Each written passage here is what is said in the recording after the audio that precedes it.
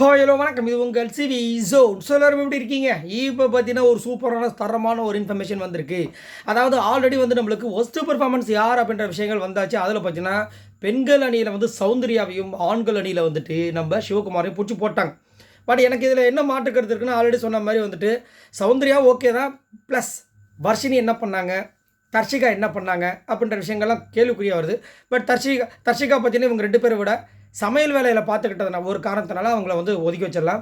But இந்த வர்ஷினி ரொம்ப லெத்தாஜிக்காக ரொம்ப சோம்பேறித்தனமாக இருந்தாங்க. ஆனால் அவங்க சௌந்தர்யாவை ரொம்ப சோம்பேறித்தனமாக இருந்தாங்கன்னு சொன்னது கொஞ்சம் இது வந்துச்சு. பட் 2 பேருக்குமே வந்துட்டு செம காம்பினேஷன். அதாவது 2 பேருமே வந்துட்டு இந்த ஒஸ்ட்டு பர்ஃபார்மன்ஸ்க்கு தகுதியானவங்க அப்படின்றத என்னோட கருத்து. உங்களோட கருத்தை சொல்லுங்கள். 2வது சிவகுமார் சொன்னாங்க ஓகே. பட் ரஞ்சித் சார் என்ன பண்ணார், அதே மாதிரி வந்துட்டு இன்னொருத்தர் சத்யா அவர் என்ன பண்ணார் நல்லா யோசிச்சு பார்த்தீங்களா? இப்படி தான் வந்து ஒரு சில பேர் வந்துட்டு கண்ணில் வந்து மண்ணை தூவிட்டு நைஸாக ஒழிஞ்சிக்கிறாங்க. ஸோ இவங்க 2 பேரையும் வந்துட்டு கண்டுக்கிறதே கிடையாது எப்பயுமே. இந்த புதுசாக யார் கண்ணுக்கு தெரியுறாங்களோ முத்துக்குமரன், இந்த இப்போ சிவகுமார் பார்த்தீங்கன்னா உண்மையிலேயே ஒஸ்ட் பர்ஃபார்மன்ஸ் தான். அது வந்து மேட்ரு கருத்தே கிடையாது. ஏன் அப்படின்னா அவர் வந்துட்டு ஒரு ஒற்றனாக இருக்கும்போது அவர் மற்றவங்க முன்னாடி நடித்து நான் ஒரு ஒற்றன் இல்லைன்றதை நிரூபிக்கிறதுக்கு ட்ரை பண்ணுவாங்க. ஆனால் இவர் வந்துட்டு இவங்க கண்டுபிடிச்சிட்டு அவர் மனசு கஷ்டப்படக்கூடாதுன்னு சொல்லிட்டு இவங்களாம் சேர்ந்து நடிச்சாங்க பாருங்கள். அதான் கொடுமையிலும் கொடுமை, பெரிய கொடுமை. அந்த மாதிரி வேலை பண்ணதுனால எல்லாருமே வந்து பூச்சி போட்டிருக்காங்க. பட் என்னையை பொறுத்த வரைக்கும் இவரை விட Ranjith worst performance, Sathya worst பர்ஃபார்மன்ஸ்ன்றது என்னோடய கருத்து. ஏன்னா ஏதாவது ஒன்று பண்ணார், கேவலமாகவோ பண்ணார். சரிங்களா? இப்போ அடுத்தது பெஸ்ட்டு. ஸோ இப்போ அடுத்த வாரம் கேப்டன்சி இப்படி இருக்க போது யார் வர போகிறாங்கன்றது ஒரு பெரிய எதிர்பார்ப்பாக இருக்குது. ஏன்னா போன வாரம் அருண் வேறு மாதிரி பண்ணார், இந்த வாரம் மஞ்சரி வேறு மாதிரி பண்ணிட்டாங்க. ஏன்னா நான் வந்துட்டு ரொம்ப ஆவலாக எதிர்பார்த்தேன். மஞ்சரிக்கும் விஜய் விஷாலுக்கு வரும்போது மஞ்சரும் நான் தான் சொன்னேன் போடு கணத்தில் போடு பேசுவே அப்படி ரொம்ப இருந்துச்சு. கண்டிப்பாக அவங்க போல்டான பர்சன், அவங்க பயங்கரமாக இப்படி பண்ணுவாங்க அப்படி பண்ணுவாங்கன்னு நினச்சான்.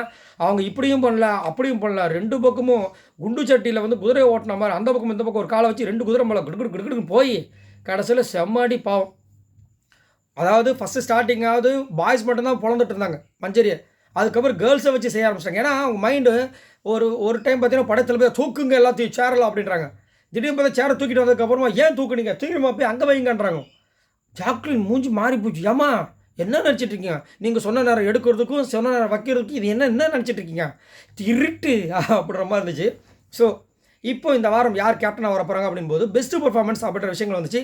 என்னை கேட்டிங்கன்னா கண்டிப்பாக பெஸ்ட்டு பர்ஃபார்மன்ஸில் நான் வந்து யாரை சொல்லுவேன் அப்படின்னு பார்த்தீங்கன்னா இந்த கேர்ள்ஸ் டீமில் வந்துட்டு கண்டிப்பாக பவித்ரா சொல்லி ஆகணும்.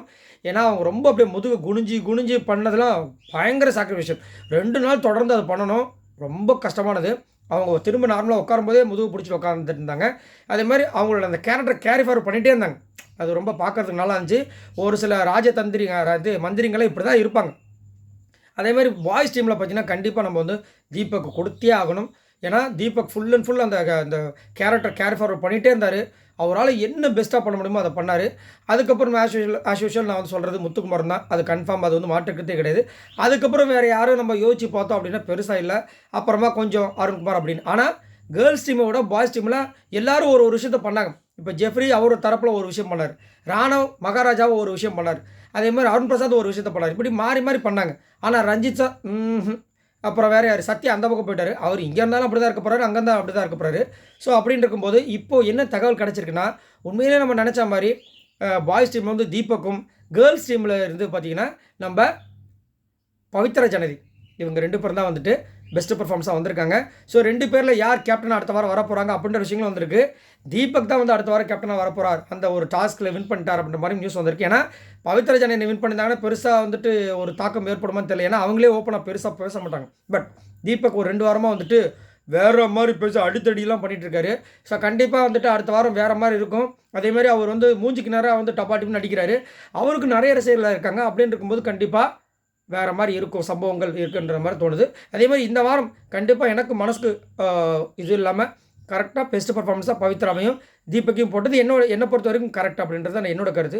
உங்களோட கருத்தை சொல்லுங்கள். அடுத்த வாரம் யார் கேப்டனாக வந்தால் நல்லா இருந்திருக்குன்னு நினைக்கிறீங்க? தீபக் தான், பட் பவித்ரா வந்தால் நல்லா இருந்திருக்குன்னு நினைக்கிறீங்களா? மறக்காமல் கமெண்ட்ஸ் பண்ணுங்கள். இந்த வீடியோக்கு லைக்கை தட்டி விடுங்க. இந்த மாதிரி நிறைய அப்டேட்ஸ் உங்களுக்கு காத்துட்ருக்கு. பாய் நண்பர்களே.